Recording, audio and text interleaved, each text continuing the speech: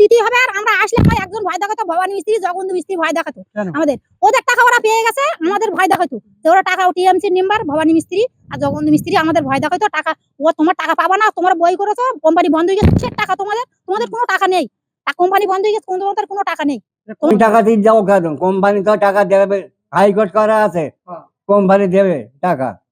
High court করা আছে? হ্যাঁ, হাইকোর্ট করা আছে। নির্দেশ দিয়েছিল হাইকোর্টে? হাইকোর্টে যার জন্য ওই অনলাইনে টাকা জমা দিয়ে, এই সার্টিফিকেট জমা দিয়ে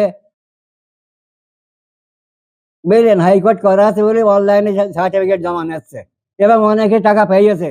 আমরা যে টাকাটা ওনার কাছে হাতে দিয়েছিলাম সেই টাকাটা আমাদের সম্পূর্ণ না দেওয়ার জন্য আমরা এই বিক্ষোভটা করছি। ও তোমার লাখ 10 হতে পারে। যদি টাকা না দেয় কি করবেন? আমরা জমি চাষবাস বন্ধ করে দেবো, জমি বিক্রি করে আমাকে টাকা দিতে হবে না, আমরা জমি ছাড়বো না। এটা পুকুরে মহাজন পাড়া। গিরেন্দ্র নমস্কার বলেছিল যে এই বই যদি বন্ধ হয়ে যায় তাই তোমার, আমি টাকা পয়সা তোমাকে সবার সম্মান আমি তোমাকে ফেরত দেবো। টাকা চাই ভবানী মিস্ত্রি আর জগ মিস্ত্রি টাকা বন্ধ করে। কেন?